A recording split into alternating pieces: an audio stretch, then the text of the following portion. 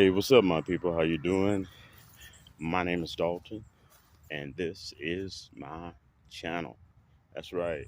Now, I gotta tell y'all something. I got kind of story time for y'all, right? Now, I want y'all to understand that for about a little bit over 8 months, I was looking for a job. So I was at home looking at the four walls for like 8 months. Literally, I have it recorded. I think I filled out about 110 applications, mostly work from home, never got anything.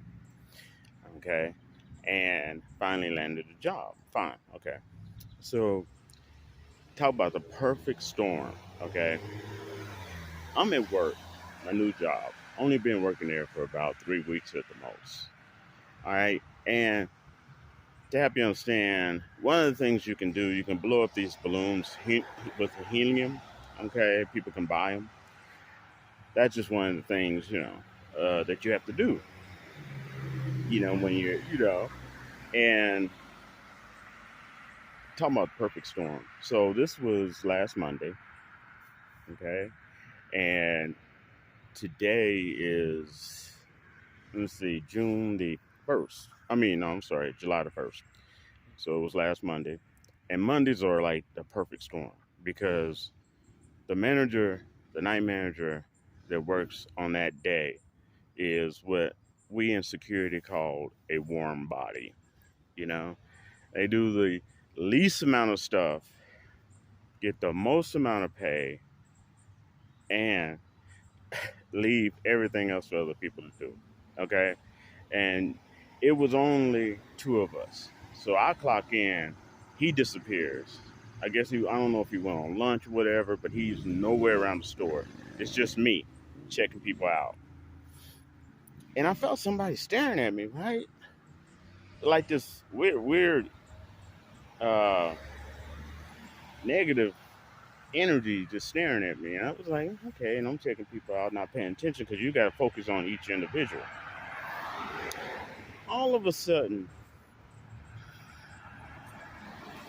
this tall, about 6 foot, uh, black man, kind of slim, you know, looked like he's been chewing on tree bark most of his life, and there's nothing wrong with hard workers. They do blue collar labor jobs. There's nothing wrong with them. But this guy had a chip on his shoulder the size of Montana. Okay. So, and he was the type of person that, oh, if you ain't doing what I do, then you don't have a real job, basically. So he comes to my line. He stares at me. He goes, I want, I can't make this up, people.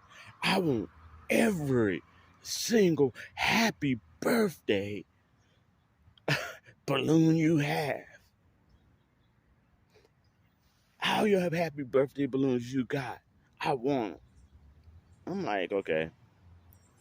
And it's first come, first serve, okay? So I go out, I look for my manager, nowhere to be found, but that's nothing new, okay, for Monday nights in this location. Because he have a tendency to appear when the line goes down, okay?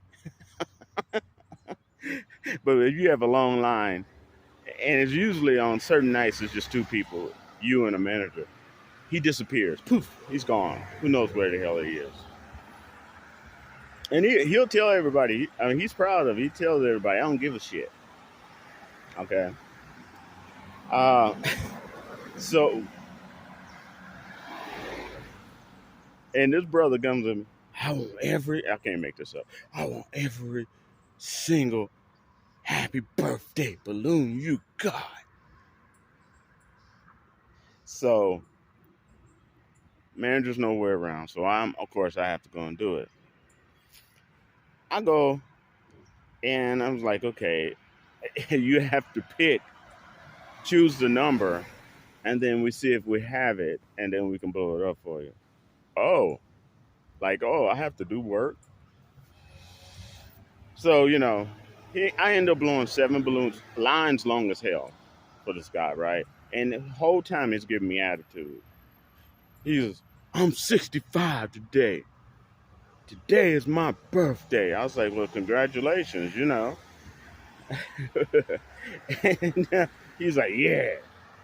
Then he shows me his hands, right? Literally, I can't make this shit up. He shows me his hands. He got these calluses all over his hands, as if he's the only hard worker in America, right? And I was like, yeah, I've had those before too, and I have. I've done hard labor. I may do it again, you know. You know, as if it's like a badge of honor. Look, see, it's saying I do real work, you do nothing, you know. And he remind me of this, the type of guy that one of my ex friend girls that I cut off that I used to know in in Texas would manipulate. You know, she would give him a little coochie, boost his ego up, and spin him, lead him around like a little puppy dog doing her bidding. You know, he remind me of that. And so yeah, it's not over yet. So he's so I'm like, okay. So I finally get all. He got fucking 7 balloons. Okay, I finally get all the balloons, and like I said, perfect storm. Any other managers, they would, with his attitude, they would have told him get out, or they would have helped me out, or something like that. No, no, perfect storm. This manager, poof, nowhere to be found, nowhere to be found. Okay, lines getting longer. So I finally give this guy all his little balloons, and he's upset. He actually had to hold them while I'm blowing them up. Then check him out. Oh, I'm gonna leave my stuff over here where I put all of my balloons. I was like, okay. I was like, you know, have a happy birthday. Oh, I will. And I'm like, he's like, I'm 65. I was like, all right. I said, oh, you thinking about retiring? What? Retiring now? I'm like, shit, I'm 58.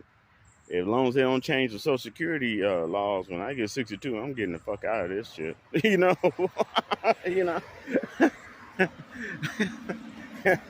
And so now he's really looking at me in disgust. You know.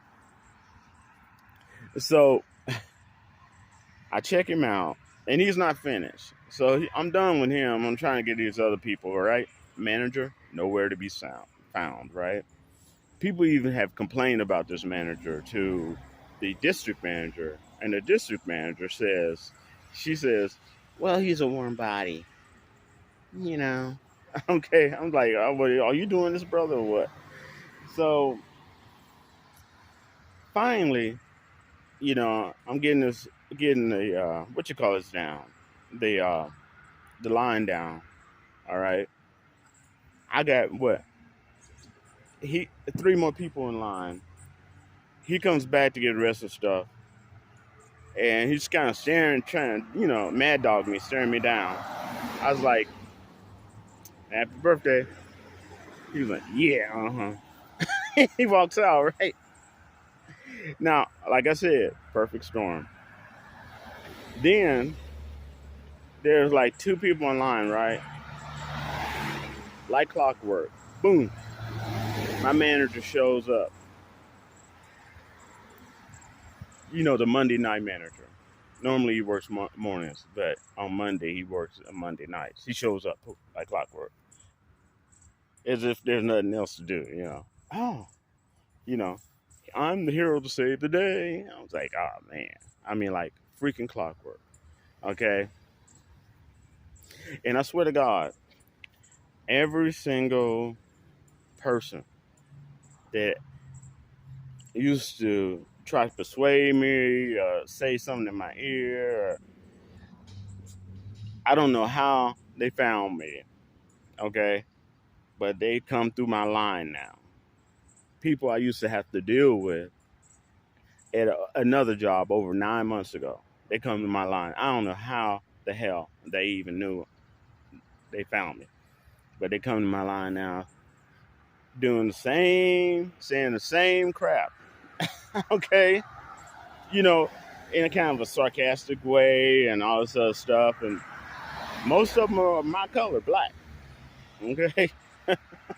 So this isn't a race. This isn't a race thing or nothing like that. Rant. And then to top it off, I get this one chick. She comes to my line, and I guess I don't know if that was her girlfriend. She was with some girl or what, or she was dating this woman or what. She comes to my line. The woman is a penny short, so I'm about to help her out, right? So this other girl that's with her looks at me and goes, "What? You don't have a penny?" Yeah, she's black. And I had to catch myself. I started to say, "Wench, oh, I don't owe you shit. You can get the fuck out of my line, but I'm like, no, okay. I snapped a little bit, but I got myself. I told her, I said, I was going to give her a penny. That's the reason I asked if she had one. And she was, oh, oh, I don't know, man. It must be something in the water. Anyway, that's my story time. The birthday man and the psychos, they come into our shop. And I'll wrap y'all later. Peace.